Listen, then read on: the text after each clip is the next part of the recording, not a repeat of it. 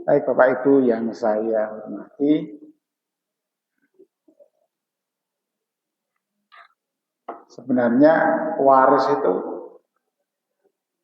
di dalam Al-Quran sudah terinci, ya sudah, karena ayat ini ayat tafsili sehingga apa yang kita hubungkan itu adalah dengan ayat.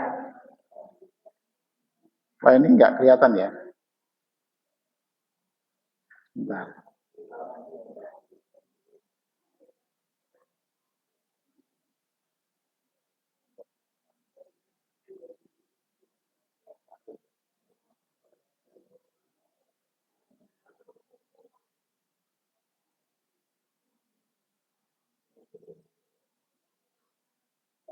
Nggih, enggak apa-apa. Jadi terkait dengan waris, ya, ini dasarnya surat An-Nisa ayat 11 dan 12. Secara umum,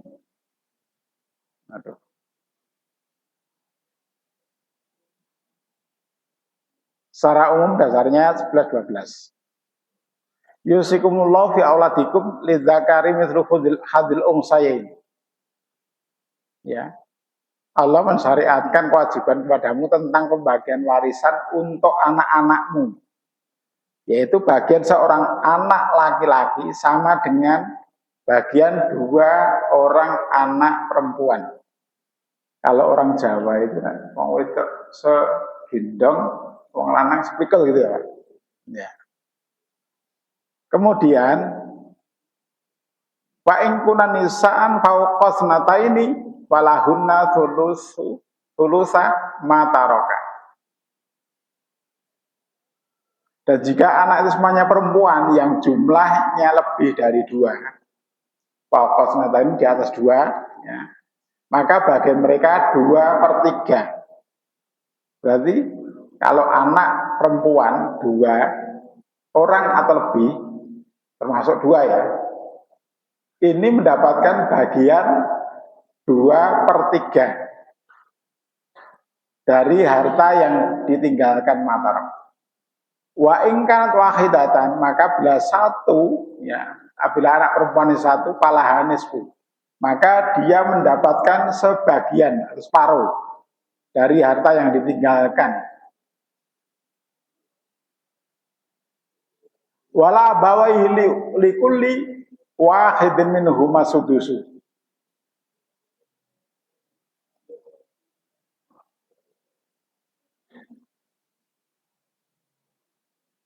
Dan untuk kedua bapak ibu, bagian mereka adalah sudus 1/6, ya, dari harta yang ditinggalkan.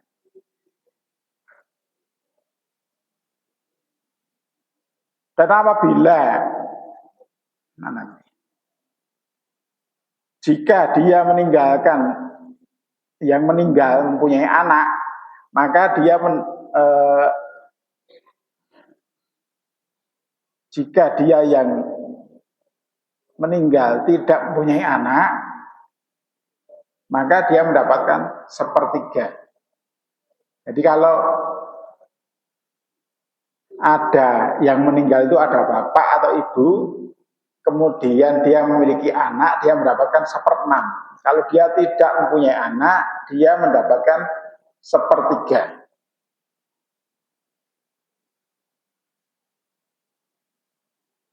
Ini yang disebutkan dalam surat An-Nisa ayat 11.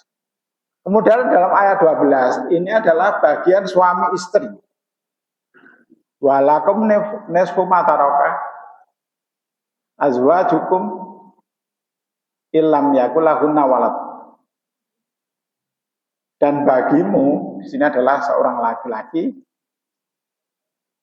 itu mendapatkan 1/2 dari harta yang ditinggalkan oleh istri-istrinya, jika mereka tidak mempunyai anak. Jika mempunyai anak, maka dia mendapatkan 1/4. Bagi istri-istri, ya, kalau ditinggalkan suami, kalau dia punya anak, dia mendapatkan 1/8. Kalau dia tidak memiliki anak, dia mendapatkan 1/4. Ini secara umum dalam dua ayat ini, surat An-Nisa ayat 11 dan 12. Kemudian saya ada contoh soal yang ringan. Ya. Ketika seorang meninggal dengan meninggalkan ahli waris, seorang ayah, seorang ibu, ya, ayah ibu, seorang istri, dan 2 orang anak laki-laki. Jika harta warisnya jumlah 250 juta kira-kira ya. Ini kalau kita menghitung, ayah tadi mendapatkan berapa per berapa, Pak? Ini yang meninggal punya anak enggak? Yang meninggal punya anak enggak ini? Punya anak, berarti dia mendapatkan 1/6. Bapak ibunya 1/6. Dan seorang istri kalau punya anak berarti bagiannya 1/8. Dan 2 orang anak laki-laki. Ini adalah asobah. Asobah itu sisa. Karena waktunya sangat singkat, maka saya akan mempersingkat ya. Yang ringan-ringan aja. Kalau permasalahan waris sebenarnya banyak sekali ya. Dalam masalah yang terjadi di masyarakat itu banyak permasalahan-permasalahan pada zaman Nabi sampai sekarang itu pada zaman Umar ya. Kalau Nabi sudah diselesaikan oleh Rasulullah. Kalau pada masa Umar itu pernah kejadian, nanti ada ceritanya. Ini ayah 1/6, ibu 1/6, istri 1/8. Ini partnya bagiannya. Kemudian asal masalah ini kalau di KPK ya, kelibatan persekutuan terkecil dari 6 dan 8, yaitu 24. Asal masalah kalau 1/6 itu sama dengan 4/24. Jadi sahamnya ayah itu mendapat 4, istrinya ibu mendapat 4. Nah istri yang 1/8 itu kalau 24 berarti dia mendapatkan 3 saham. Sisanya 13. Karena sahamnya semuanya 24. Nah sisanya itu untuk anak-anaknya. Kalau harta warisnya 240 juta, berarti 4 bagian adalah 40 juta. 40 juta, yang istri adalah 3 bagian yaitu 30 juta, dan 2 orang anak laki adalah harta sisa warisan. Yaitu 130 juta dibagi 2, yaitu 65 juta. Ini kira-kira paham enggak? Bingung? Saya ulangi ya. Contoh yang lain. Seorang meninggal dengan meninggalkan ahli waris seorang istri, dia berarti laki-laki yang meninggal. Suami meninggalkan seorang istri, seorang anak laki-laki, dan 3 anak perempuan. Nah ini kasus juga ya. Istri mendapatkan berapa bagian Pak tadi dalam surat 1/8. Kemudian anak laki-laki 2 orang, anak perempuan 3 orang. Anak laki-laki 1 kan tadi dinyatakan bahwa dalam surat An-Nisa 11 tadi, yusikumullahu fi auladikum lidzakari mislu hadil unsayain. Jadi seorang laki-laki itu mendapat 2 bagian, perempuan dapat 1. Jadi anak perempuan 3 ya dapat 3, anak perempuan 1 dapat 2.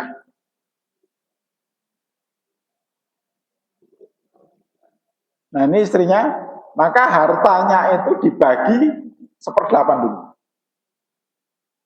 1/8, kemudian sisanya itu dikurangkan untuk 4 orang anak ini, yaitu anak laki-laki dan 3 anak perempuan.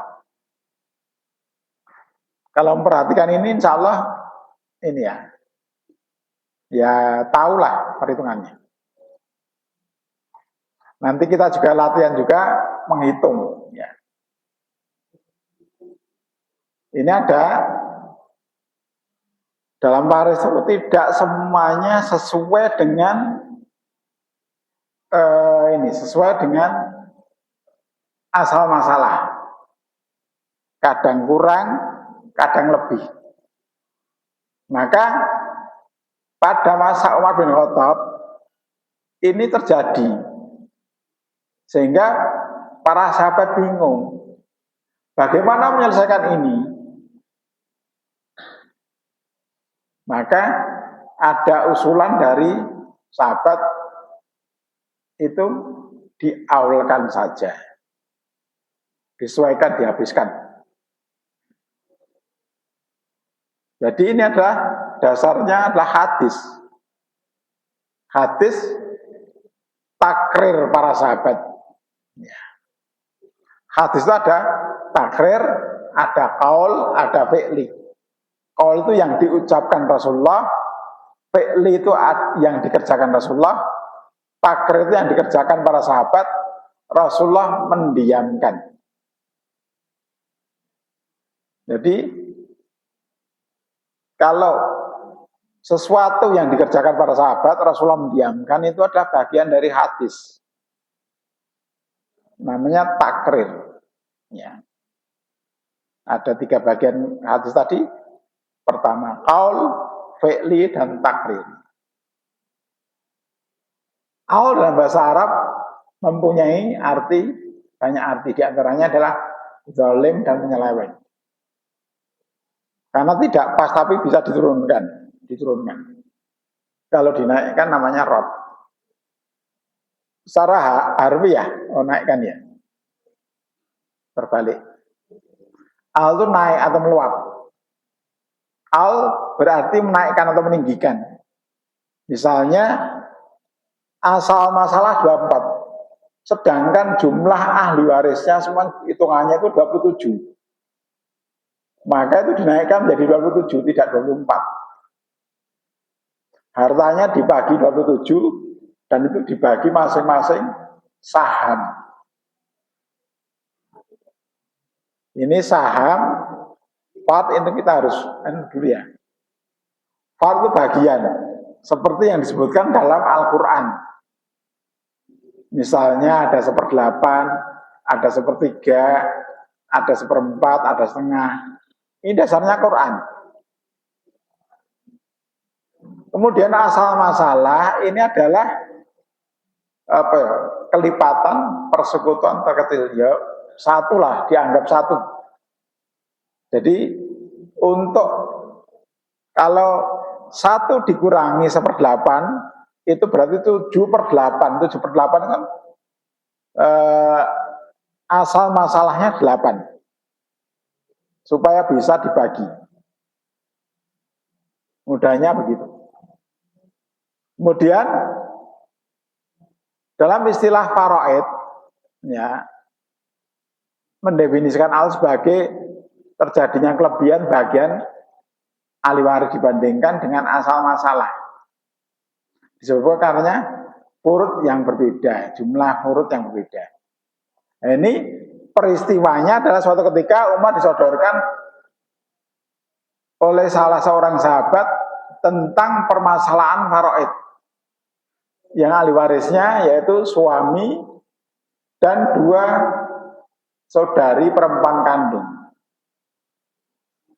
Umar bimbang dalam memberikan keputusan siapa yang harus didahulukan dalam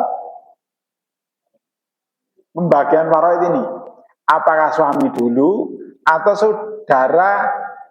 saudari perempuan kandung tadi?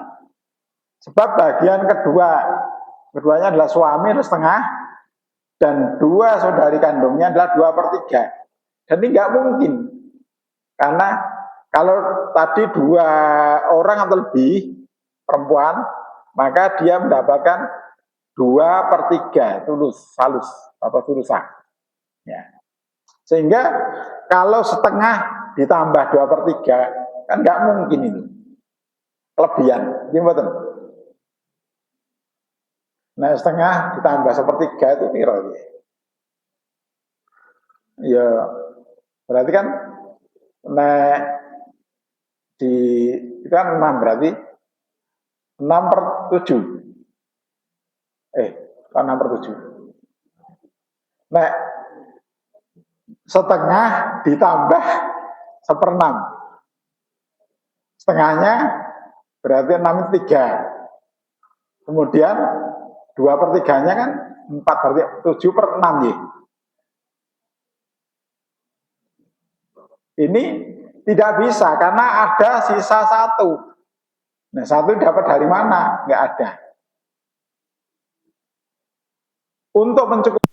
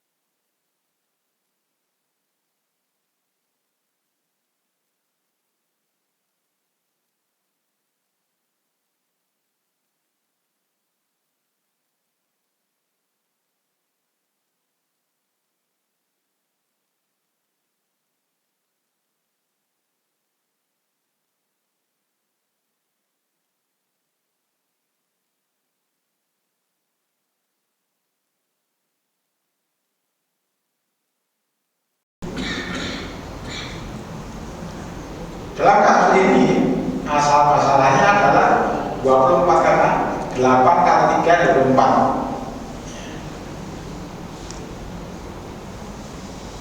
Maka bagian istri diberikan dulu, yaitu 3 bagian. Sedangkan anak perempuan ada 23 dan 16. Nah ini kan kalau 3 dan 16 kan 19, masih sisa 5. 5 ini mau dikemanakan? Maka dalam hal ini adalah diturunkan dari 19 asal masalahnya. Jadi 4 orang anak itu mendapatkan 19 yang istri mendapat 3 bagian, tetap 3 bagian. Ini hasilnya sama dengan misalnya yang istri diberikan dulu 1/8, sisanya untuk anak sama sebenarnya.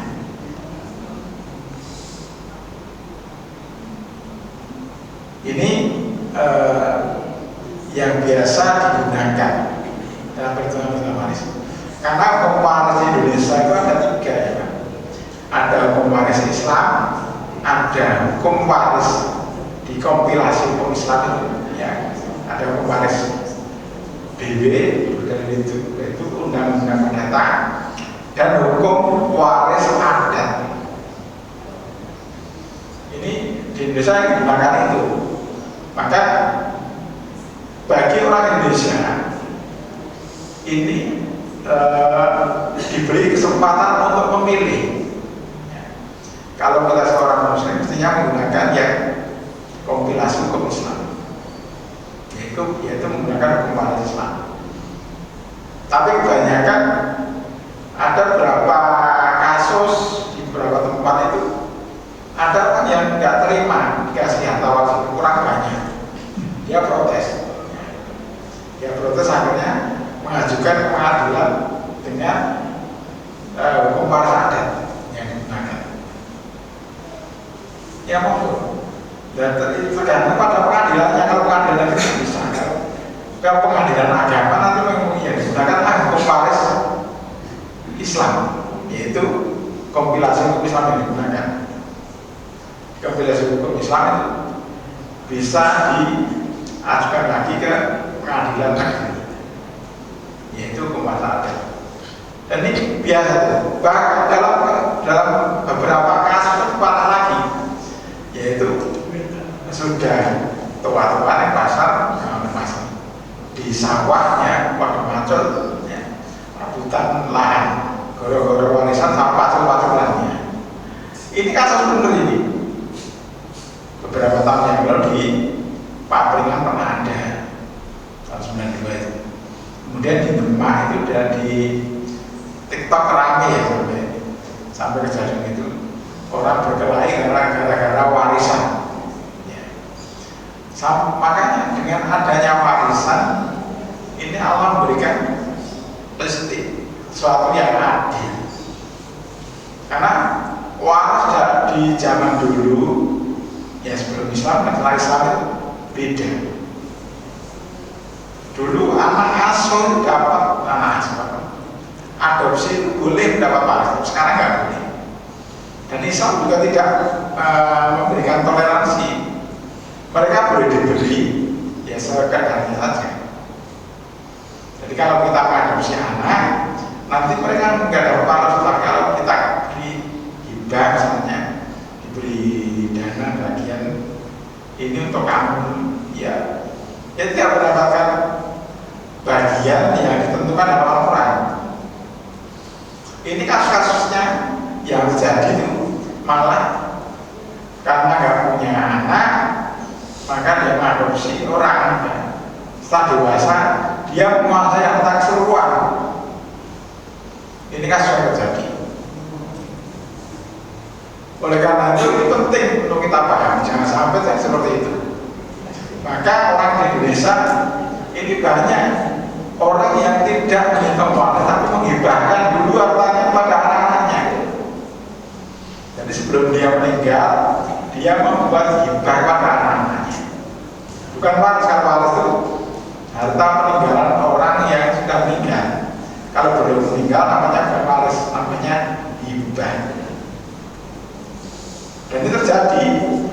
di masyarakat kita. Kemudian,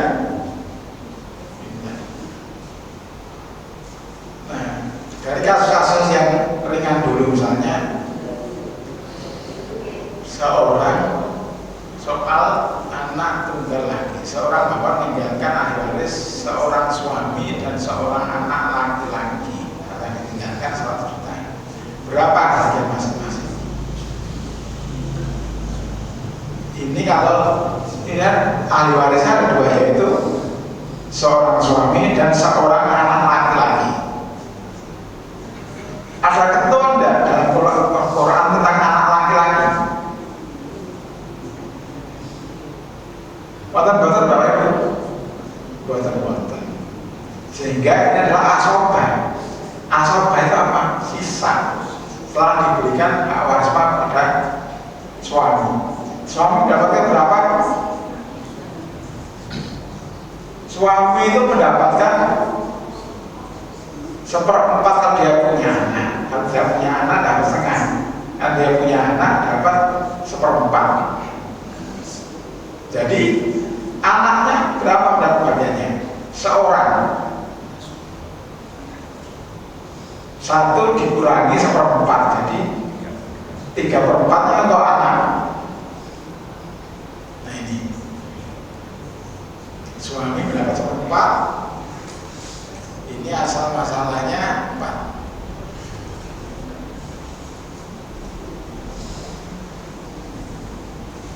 Sahamnya 1, anaknya dapat 3. Kalau harta warisnya tadi 100 juta,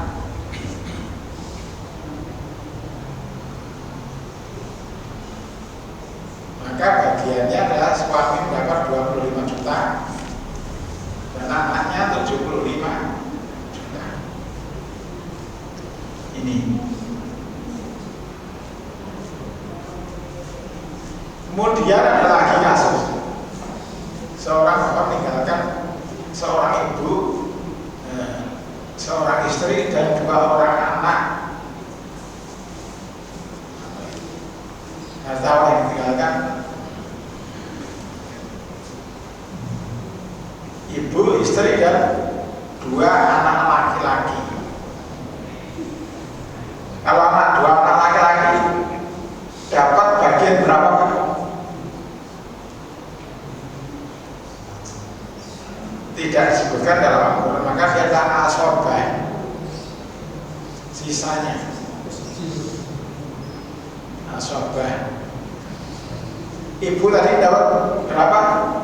Kalau punya anak 1/6.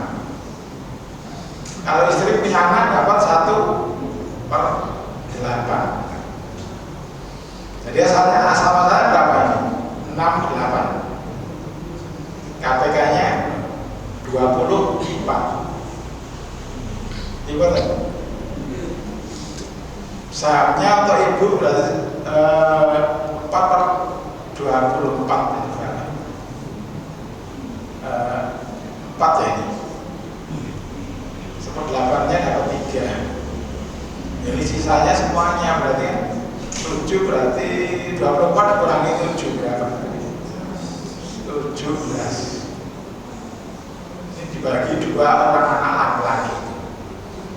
Kalau misalnya hartanya 240 juta, berarti ibunya mendapat 40 juta,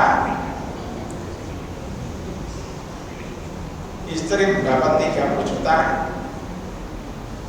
anaknya 2 orang laki-laki 17 dibagi 2.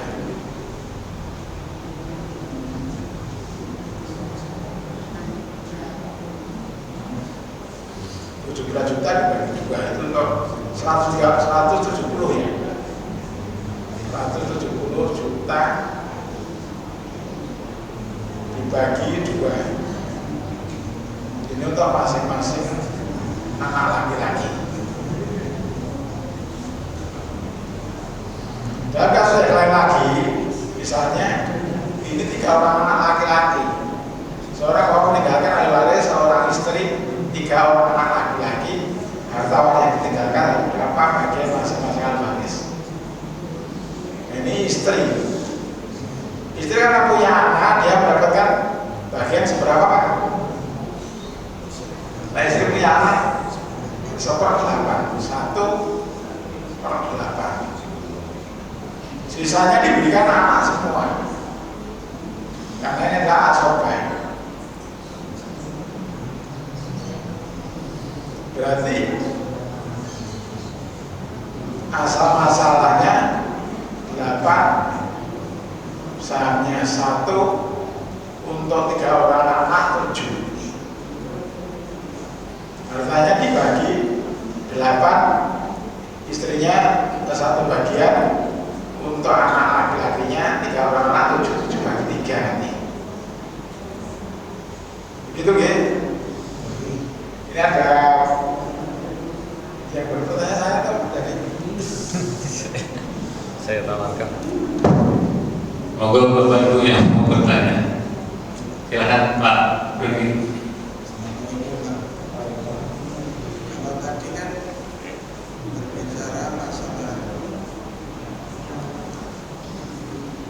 Kalau tadi kan berbicara masalah, harta waris itu kan sudah ada nominalnya Pak ya.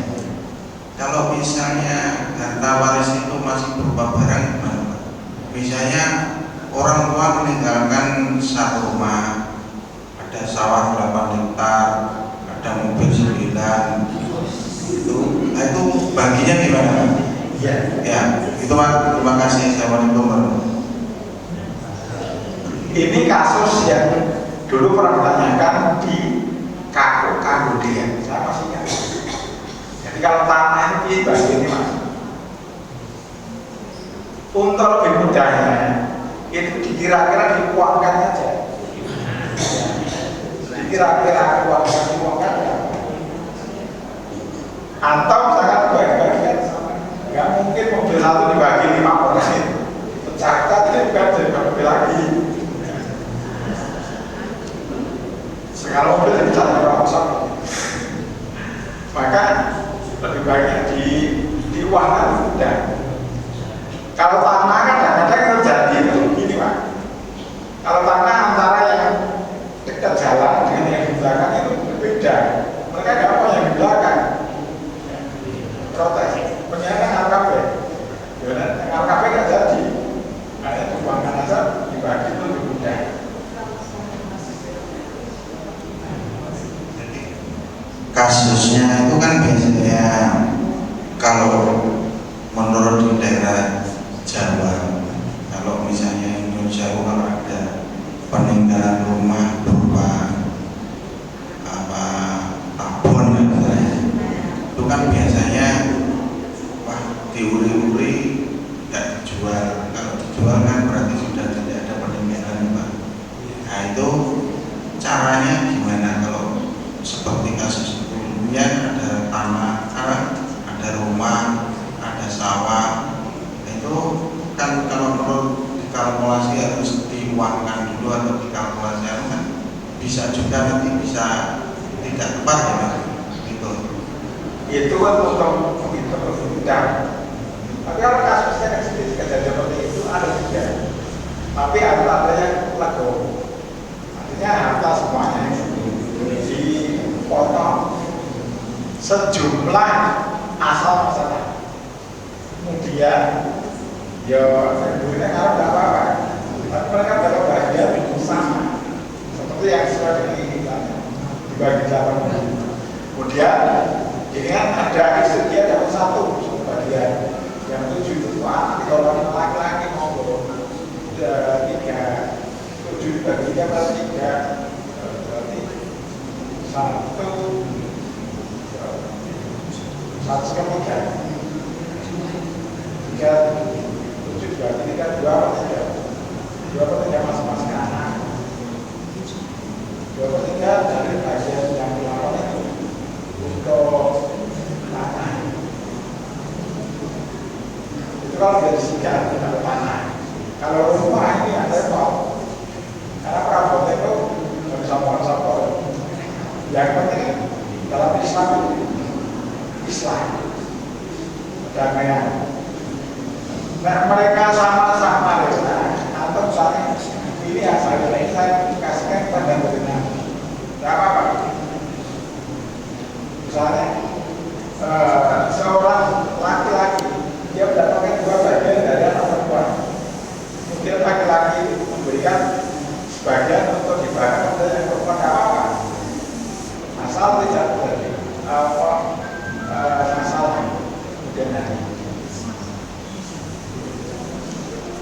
Berarti justru kalau misalnya harta peninggalan itu berupa sawah, ya, misalnya berupa sawah. Kalau dibagi misalnya anaknya 5 itu misalnya dibagi yang perempuan misalnya kan seperti di hukum Islam dapatkan seperti orang Jawa kan cenderung spekulan itu. Kalau antara anak-anaknya itu sudah legowo itu kan berarti kan sudah tidak ada masalah. Jadi kan tidak perlu harus dikalkulasi kalau dulu yang tidak perlu dikalkulasi uang dulu. Itu kalau kasih kafe adalah setuju. Kalau kafe itu penyelesaian karena kalau mereka tidak sama-sama tidak selesai, kalau sudah selesai pun makanya dulu. Ya, di pengadilan itu adanya penangkalan. ya begitu, terima kasih karena waktu sudah mau menunjukkan adzan maghrib, saya kira saya cukupkan di sini. Assalamualaikum warahmatullahi wabarakatuh.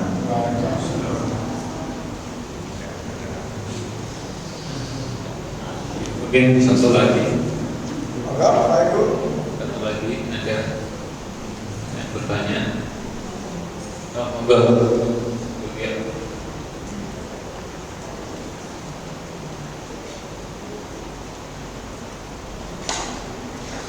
Assalamualaikum warahmatullahi wabarakatuh. Waalaikumsalam. Saya mau tanya, apabila orang tua itu tidak punya anak tapi mengangkat anak asuh, terus itu kan kalau dalam surat An-Nisa 11 itu cuma dalam sepertiga ya. Kalau hibah itu nanti misalnya ada hibah rumah apa mobil itu dapat sesuai dengan hibahnya, tapi tidak ada hibah itu terus yang betul itu bagaimana itu? Ada dari orang tua istri kan juga punya adik, yang laki-laki juga punya saudara-saudara, itu pembagiannya nanti bagaimana? Yang meninggal siapa? Yang meninggal dua-duanya, orang tua dua-duanya. Orang tua. Tinggal anak asuh itu.